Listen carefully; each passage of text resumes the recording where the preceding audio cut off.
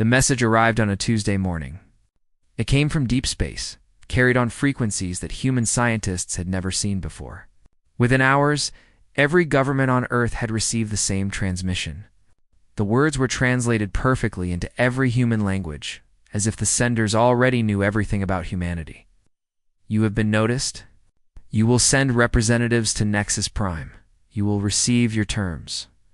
This is not a request, Admiral Park. June stood in the command center of the United Earth Fleet, reading the message for the 10th time. He was a tall man with gray hair and calm eyes that had seen many battles, but he had never seen anything like this. Humanity had only achieved faster-than-light travel 5 years ago. They had explored a few nearby star systems and found nothing but empty planets and ancient ruins. Now, it seemed, the builders of those ruins had found them. Ambassador Kim Hannah arrived within the hour. She was younger than June, with sharp features and an even sharper mind. She had spent her career negotiating peace between nations. Now she would negotiate for her entire species. "What do we know about them?" she asked. June pulled up the data on the main screen. "They call themselves the Galactic Council. 12 species, thousands of years old. They control most of the known galaxy. Every new species they discover becomes part of their union. And if a species refuses..." June was silent for a moment. There are no records of any species refusing. The journey to Nexus Prime took 3 weeks. Hannah and June traveled on the newest ship in the human fleet, a vessel called the Horizon. Its captain was a young man named Lee Minho, who had volunteered for the mission without hesitation. He was known for his courage and his loyalty to his crew. "I've never seen anything like this," Minho said as they approached the station. Nexus Prime was enormous. It was not a station, but a small moon, hollowed out and filled with lights and structures. Thousands of ships moved around it like insects around a hive. Some were small and fast. Others were larger than cities. The human ship looked like a toy beside them. They were guided to a docking port and met by tall creatures with silver skin and 4 arms. These beings did not speak, but gestured for the humans to follow. Hannah, June, and a small security team walked through corridors filled with species they had never imagined. Some floated in the air. Some crawled on walls. Some were made of light and shadow. All of them stopped to stare at the newcomers. "They are looking at us like we are animals in a zoo," June said quietly. "Let them look," Hannah replied. "We are here to show them we are more than that." The council chamber was a vast circular room with 12 thrones arranged in a half-circle. Each throne held a different creature, ancient and powerful. At the center sat the largest throne, made of black stone that seemed to absorb the light around it. On this throne sat High Arbiter Velos. Velos was old. His skin was pale and stretched over a frame that looked both fragile and terrifying. His eyes were completely black without pupils or whites. When he spoke, his voice filled the chamber like thunder. "Humanity," he said. "You are young. You are small. You have only just learned to walk among the stars. We have watched you for some time. We have decided to allow you to join our union." Anna stepped forward and bowed slightly. "We are honored by your attention, High Arbiter. We come seeking friendship and knowledge." Velos made a sound that might have been laughter. "Friendship. How charming. You misunderstand, little creature. You do not seek anything. You receive what we give you." He waved one long hand, and a holographic display appeared in the center of the room. It showed Earth, beautiful and blue, spinning slowly in the void. "These are your terms," Velos continued. "You will provide 40% of your planetary resources to the Union each cycle. You will surrender all military technology to our oversight. And you will provide 10 million of your people as labor contributions to serve where we see fit." Hannah felt her heart stop. 10 million people, taken from their homes, their families, to serve as slaves to alien masters. She looked at June. His face was stone, but she could see the fire burning in his eyes. "And if we agree to these terms?" she asked, keeping her voice steady. "Then you will live," Velos said simply. "You will serve, and you will survive. Your planet will remain intact. Your species will continue. This is the gift we offer all new members of our union. If we do not agree, The chamber fell silent. The other delegates shifted in their thrones. Some looked amused.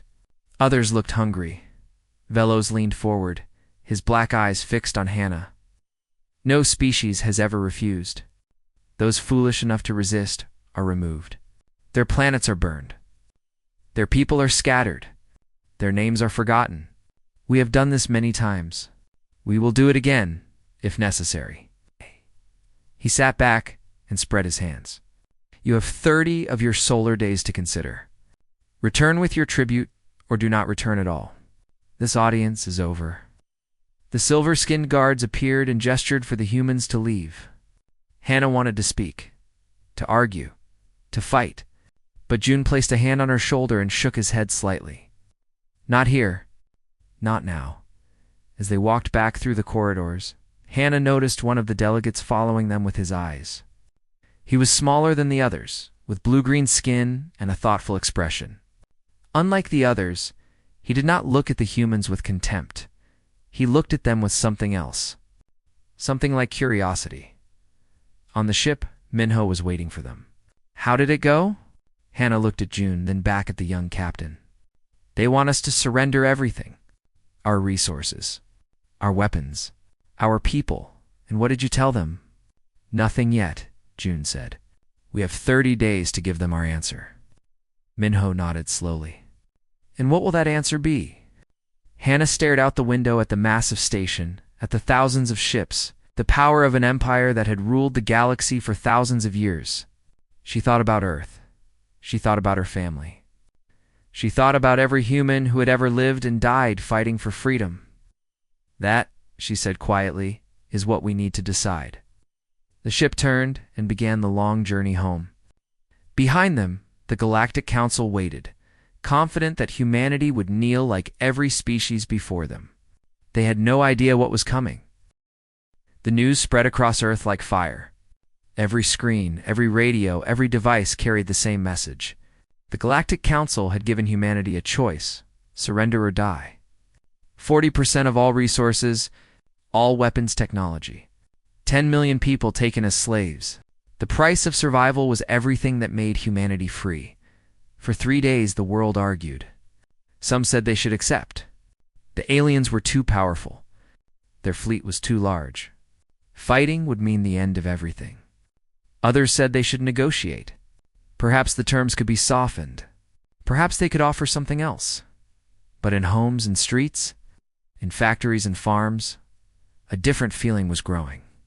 It was old and deep, something that had lived in human hearts since the first person had refused to bow to a tyrant. It was the feeling that some things were worse than death. On the 4th day, the leaders of Earth gathered in Geneva. Presidents and prime ministers, generals and scientists, they all came together in one room to decide the fate of their species. Admiral Park Jun stood at the front, his face tired but determined. Ambassador Kim Hannah sat beside him, her hands folded on the table. We have heard all the arguments, the Secretary General said. We have considered every option. Now we must vote. Do we accept the Council's terms, or do we refuse? The vote was taken in silence.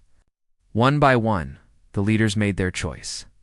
When it was finished, the Secretary General looked at the results and closed his eyes for a moment.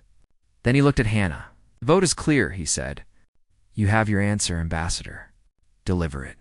She did not need to ask what the answer was. She had seen it in the eyes of every person she passed on the street. She had heard it in the voices of children asking their parents what would happen. She had felt it in her own heart from the moment. Velos had spoken his demands. The journey back to Nexus Prime felt shorter than before. Perhaps it was because Hannah knew exactly what she would say. Perhaps it was because she was no longer afraid. Fear had been replaced by something stronger. Purpose, Captain.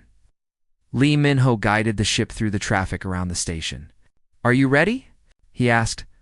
I have been ready my whole life, Hannah replied. I just did not know it until now. Admiral June walked with her to the council chamber. This time the corridors felt different. The alien species still stared, but Hannah did not look away. She met their eyes, one after another, and she did not blink. The chamber was exactly as they had left it. The 12 thrones. The 12 ancient rulers. and at the center, High Arbiter Velos, waiting like a spider in its web.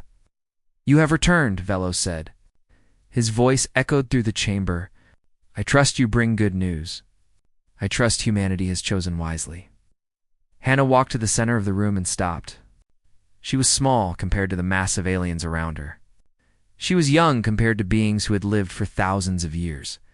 She was alone, representing a species that had only just learned to travel between stars. But she stood straight, and her voice did not shake. "High Arbiter," she said. "The people of Earth have considered your terms. We have debated, we have voted, and we have reached a decision." Velos leaned forward slightly. The other delegates watched with expressions of boredom and amusement. They had seen this scene many times before. The new species always came back. They always knelt. They always accepted. This was how the galaxy worked. "Speak your answer," Velos commanded. Hannah took a breath. She thought of Earth. She thought of every human who had ever fought for freedom. From the first slaves who had broken their chains to the soldiers who had died defending their homes. She thought of her mother, who had told her that courage was not the absence of fear, but the decision that something else was more important. She looked directly into those black, ancient eyes. No. The word hung in the air like a thunderclap. For a moment, nothing moved. The delegates stared at her as if she had spoken in a language they did not understand. Velos blinked slowly, the first sign of emotion she had ever seen from him. "I do not think I heard you correctly," he said. "You heard me," Hannah replied. "The answer is no. We will not give you our resources. We will not give you our weapons. And we will never give you our people. Earth refuses your terms. Now and forever." The chamber exploded into noise. Delegates shouted and gestured. Some laughed with disbelief. Others stared with something that might have been shock. One delegate, a tall creature with green scales and sharp teeth, rose from his throne. "This is impossible," he hissed. "No species refuses. They do not understand what they are saying." "They are children," another delegate said. "They will learn." But Velos raised one hand and the chamber fell silent. He studied Hannah with those dark eyes, and for the first time there was something new in his expression. Not anger. Not even surprise. It was something colder. Something dangerous. "Hey, you understand what this means?" he said. "You understand that refusal is death. We will send our fleets. We will burn your cities. We will end your species. Is this what you choose?" Hannah did not look away. "We choose freedom, whatever the cost." Velos was silent for a long moment. Then he nodded slowly. "Very well. You have 30 of your days to prepare. Then Commander Thane will bring our answer. And when he is finished, there will be nothing left of Earth but ash and memory." He waved his hand in dismissal. "Leave this place. You are no longer welcome here." As Hannah turned to walk away, she noticed the blue-green delegate watching her. Unlike the others, he was not shouting or laughing. He was simply staring at her with an expression she could not read, in the corridor outside. Admiral June fell into step beside her. "That was well done," he said quietly. "It was the only thing to do," Hannah replied. "They will come for us now. Yes, they will bring everything they have.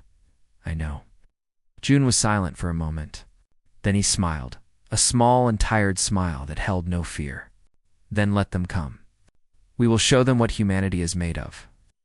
On the ship, Minho was waiting at the controls. He saw their faces and knew immediately what had happened. "So," he said, "it is war." "It is war," Hannah confirmed. Minho nodded and began the launch sequence. "Good, I was hoping you would say that." The ship lifted away from Nexus Prime, leaving behind a galaxy that had never known defiance. As they flew toward home, Hannah watched the stars passing by and made herself a promise. Whatever happened next, humanity would face it standing. They would fight. They would struggle. And even if they fell, they would fall free. The word had been spoken. There was no taking it back. And somewhere in the depths of space, a fleet was already preparing to make humanity pay for its courage. Earth had 30 days. 30 days to prepare for an enemy that had conquered thousands of worlds. 30 days to face a fleet that had never lost a battle. It was not enough time. Everyone knew it was not enough time. But humanity had never let impossible odds stop them before. Admiral Park Jun took command of every ship, every weapon, every soldier on Earth. He worked 20 hours a day, sleeping only when his body refused to continue. His hair grew whiter, his eyes grew darker, but his voice remained steady, and his orders were clear. "We cannot match their numbers," he told his commanders in the first meeting. "Their fleet has 10,000 warships. We have less than 500. If we fight them in open space, we die. So we will not fight them in open space." He pulled up a map of the solar system. "We will fight them here, in our home. We know every asteroid, every moon, every shadow in this system. They do not. No, that is our advantage." The plan was simple and desperate. Humanity would hide. They would wait. And when the enemy came, they would strike from the darkness like wolves hunting in the night. Dr. Yoon-soo was the key to everything. She was a small woman with quiet eyes and hands that never stopped moving. For 10 years, she had worked in secret laboratories, building weapons that the world hoped would never be needed. Ow. Those weapons were humanity's only hope. "They think their shields are unbreakable," she told the admirals, displaying a hologram of an alien warship. "They have never faced anything that could scratch them. But I have studied their technology. I have found the weak points. Our new missiles will go through their shields like a knife through paper." June looked at the designs and nodded slowly. "How many can we build in 30 days? "Not enough," Sue admitted, "but enough to hurt them. Enough to make them bleed. Then make them. Every factory on Earth works for you now." Across the planet, the world transformed. Factories that had made cars and phones now made weapons and armor. Schools became training centers. Hospitals prepared for casualties that might never arrive if they failed. Every person who could hold a tool worked day and night, building the weapons that would defend their world. Captain Lee Minho became the face of the resistance. He traveled from city to city, speaking to crowds of volunteers. He was young and handsome and brave, and people believed in him. When he spoke, fear turned to courage. "You call us weak," Minho said, standing before a crowd of 10,000 in Seoul. "They call us children. They think we will break, think we will run, but they do not know us. They do not know what we have survived. Wars, plagues, disasters that should have ended us. We are still here. And when they come for us, we will show them why." The crowds cheered. Young men and women signed up to fight. Old soldiers came out of retirement. Scientists left their universities to work on weapons. Artists created posters and songs to keep spirits high. The whole world became a single machine with a single purpose: survival. But not everyone believed they could win. In quiet rooms and dark corners, some people whispered that resistance was madness. They said humanity should surrender while there was still time. They said it was better to live as slaves than die as heroes. Ambassador Kim Hannah heard these whispers. She understood them. She even sympathized with them. Fear was natural. Doubt was human. But she also knew that surrender was not really living. It was just a slower death. On the 15th day, she received an unexpected message. It came from Nexus Prime, but it was not from the Council. It was from the blue-green delegate she had noticed watching her. His name was Oren, and he wanted to talk. "This is a trap," June warned her. "They want to capture you. Use you against us." "Perhaps," Hannah agreed. "But he has information. If there is any chance it could help us, I have to take it." They met on a small moon at the edge of human space. Oren came alone, his ship barely larger than a shuttle. Up close, he was smaller than Hannah had expected. His eyes were large and golden, and his voice was soft like wind through leaves. "You are either the bravest beings I have ever met," he said, "or the most foolish." "Perhaps both," Hannah replied. "Why are you here?" Oren was quiet for a moment. "I have served the Council for 300 years. I have watched species bow and break and forget who they were. I have told myself it was necessary, that the strong must rule the weak, that this is the way of the galaxy." He looked at her with those golden eyes. "But then you said no.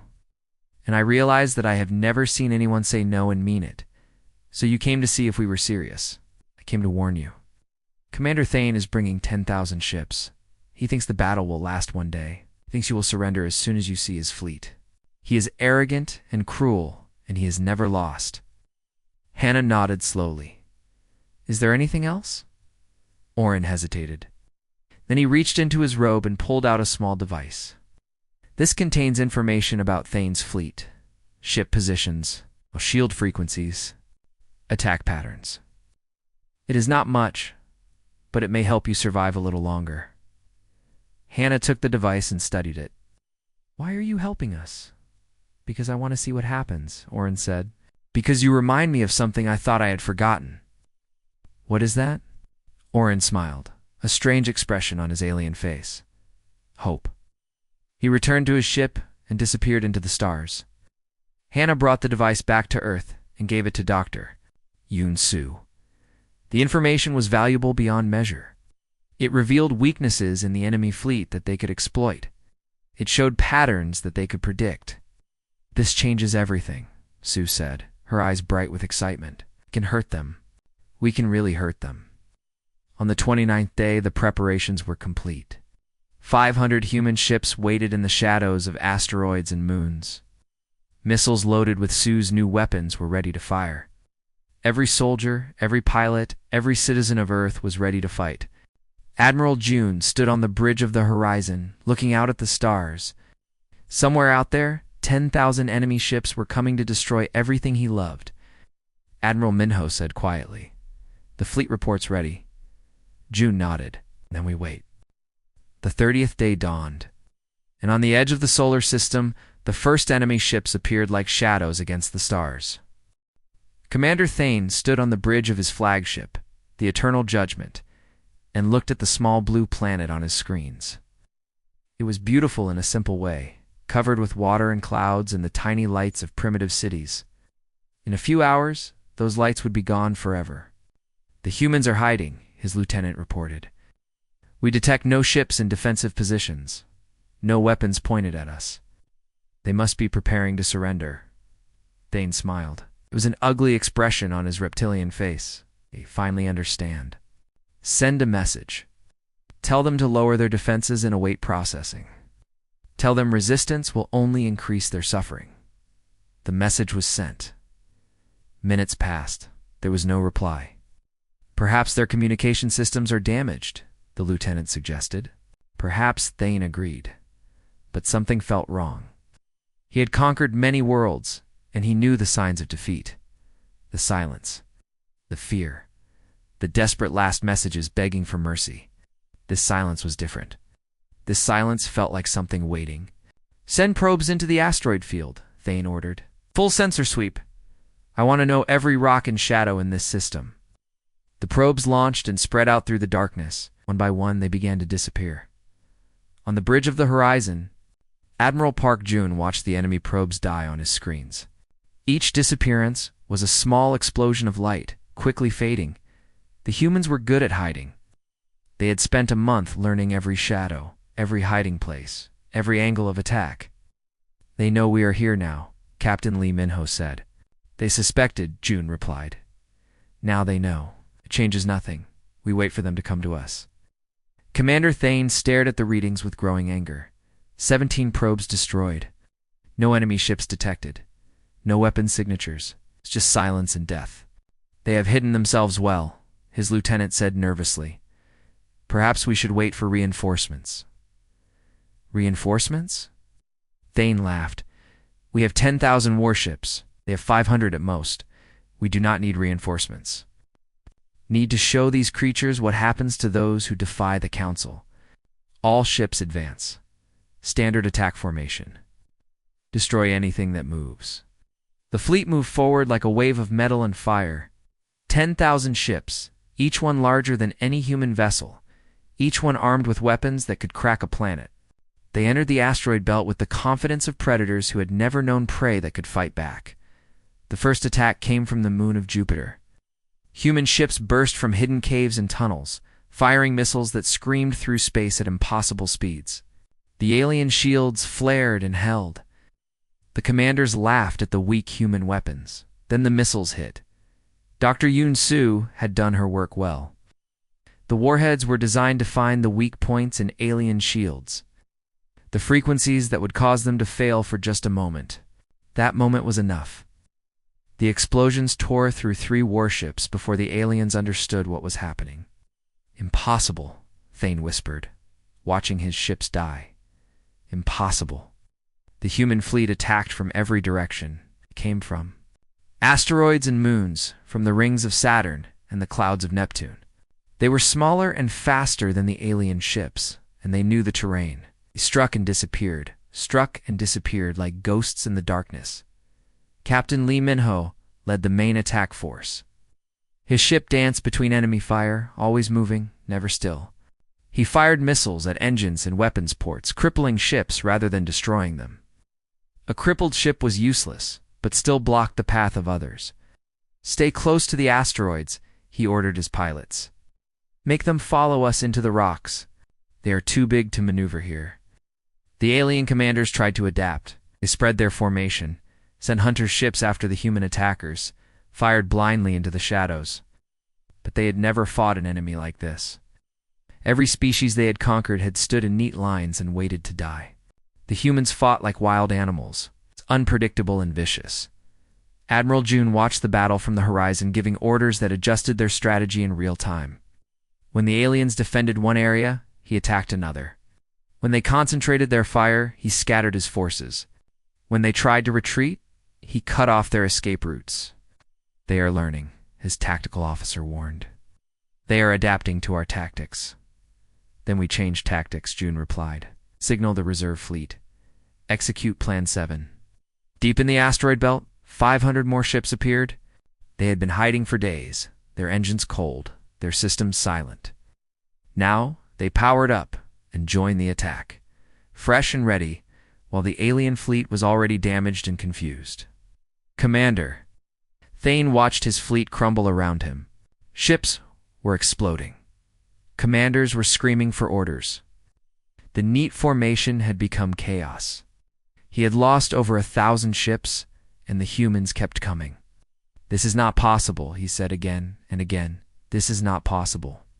His lieutenant grabbed his arm. Commander, we must retreat, must regroup, and return with more ships.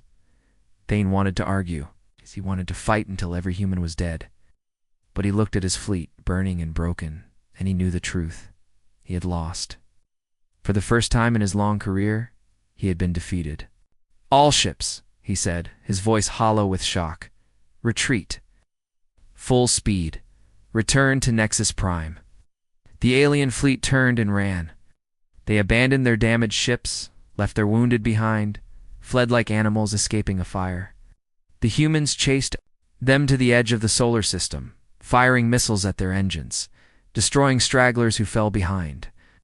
At the border of human space, Minho ordered his ships to stop. Let them go, he said.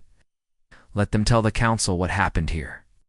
Commander Thane sent one final transmission to Nexus Prime before his ship jumped to safety.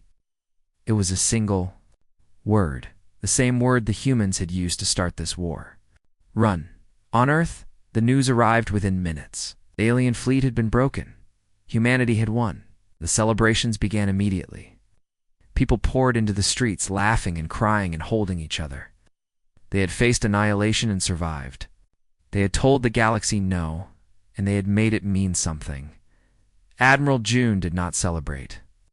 He stood on the bridge of the horizon, looking at the stars, knowing that this was only the beginning. They will come back, he said quietly. They will bring more ships, more weapons, more anger. Let them come, Minho replied, standing beside him. We will be ready. June nodded slowly. The first battle was won, but the war was far from over. The news reached Nexus Prime before Commander Thane did. A species called humanity had defeated the Union fleet. 10,000 warships had been sent to punish them. Less than 6,000 returned. It was the worst military defeat in the history of the Galactic Council. High Arbiter Velos sat on his black throne and listened to the reports with growing fury. His ancient face showed no expression, but his hands gripped the arms of his throne so tightly that the stone cracked beneath his fingers. How is this possible? He demanded. How did these primitive creatures destroy our fleet? No one had an answer. The delegates sat in uncomfortable silence, avoiding his gaze. They had ruled the galaxy for thousands of years. They had crushed rebellions and conquered empires. They had never imagined that a species barely out of its cradle could hurt them. "We must send another fleet," one delegate said. "A larger fleet. We must destroy them completely and lose more ships," another delegate replied. "We cannot afford another defeat. Our subjects are watching. If they see us fail again, they may begin to question our power." Velos slammed his fist against his throne. "Then what do you suggest? That we let these humans defy us? That we allow them to inspire others to resistance?" The chamber fell silent. No one knew what to do. For the first time in memory, the council was afraid. Ambassador Kim Hannah arrived at Nexus Prime 1 week after the battle. She came alone, in a small ship, without weapons or escort. The guards who met her at the dock did not know whether to arrest her or bow to her. They settled for escorting her silently to the council chamber. The delegates watched her enter with mixed expressions. Some looked at her with hatred, others with curiosity. A few, like Orin, looked at her with something close to respect. She walked to the center of the room and stood exactly where she had stood when she spoke that single word that changed everything. "Hi, Arbiter," she said. "Thank you for receiving me." Velos stared at her with his bottomless black eyes. "You should not have come. You should be on your dying planet, enjoying your last days before we return to finish what we started." Perhaps Hannah agreed, but I did not come to beg for mercy. I came to offer you a choice. The delegates murmured among themselves. A choice? Who was this creature to offer choices to the rulers of the galaxy? "You may send another fleet," Hannah continued. "A larger fleet. You may destroy our planet and scatter our people. Perhaps you will succeed. Perhaps you will lose even more ships. Either way, the galaxy will learn that humanity fought. They will learn that we refused to kneel, and they will begin to wonder if they too could refuse." She paused, letting the words sink in. "Or you can accept a new reality. Humanity will not be your servants, but we could be your partners. We offer trade, knowledge, and alliance. We offer peace between equals. The choice is yours." Velos was silent for a long moment. When he spoke, his voice was cold as space. "You think you have one? You think one battle makes you our equal? You are wrong. We have fleets beyond counting. We have weapons you cannot imagine. We could burn your entire species to ash." "Yes," Hannah said simply. "You could, but you know now what it would cost. And you know that others are watching. Every species you have conquered is asking the same question today. What if we said no?" The chamber was utterly silent. Every delegate knew she was right. The power of the council had always depended on fear, on the belief that resistance was hopeless. Humanity had proven that belief wrong. If they destroyed Earth now, they would prove that resistance was costly but possible. Other species would try. The Empire would begin to crack. Orin was the first to stand. "I vote to accept the human offer," he said. "Partnership, not domination. It is a new path, but perhaps it is time for new paths." Another delegate stood, then another. Slowly, reluctantly, the council began to shift. Not all of them agreed. Some still wanted war, but enough saw the wisdom in Hannah's words. Enough understood that the old ways might not work anymore. Velos watched his council abandon him with bitter eyes. He had ruled for 1,000 years. He had never been defied, never been questioned, never been forced to accept anything less than total submission. Now a human woman stood before him, offering terms instead of tribute. "Very well," he said at last. The words seemed to cause him physical pain. "The council accepts your offer. There will be peace. There will be trade. But do not think this makes us friends, human. We will be watching you. Always." Hannah bowed slightly. "We would expect nothing less, High Arbiter." She turned and walked out of the chamber. Behind her, she could hear the delegates arguing, already fighting over what this new relationship would look like. The old order was cracking. Something new was being born. Orin caught up with her in the corridor outside. "You did it," he said. his golden eyes wide with amazement. "I did not think it was possible, but you did it." "It is only the beginning," Hannah replied. "There is much work to do. Treaties to negotiate. Trust to build. Wounds to heal," True Orin agreed. "But you have already done the hardest part. You've proved that the Council can be challenged. You showed the galaxy that fear is not the only way." They walked together toward the docking bay. Before they parted, Orin asked her a question that had been burning in his mind since the day they first met. "Why did your species say no?" He asked. "You knew you might die. Your planet, your people, everything you loved could have been destroyed. Why take that risk?" Hannah stopped and looked out a window at the stars. Somewhere out there was Earth, small and blue and beautiful, still spinning through the void. She thought about her home. She thought about her family. She thought about every human who had ever lived and died reaching for something greater than themselves. "Because some things are more important than survival," she said at last. "Because we would rather die free than live on our knees.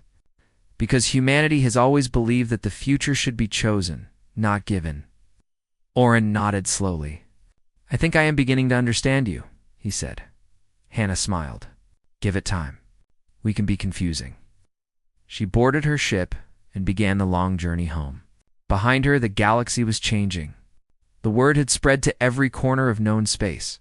A small species called humanity had faced the most powerful empire in history and refused to bow.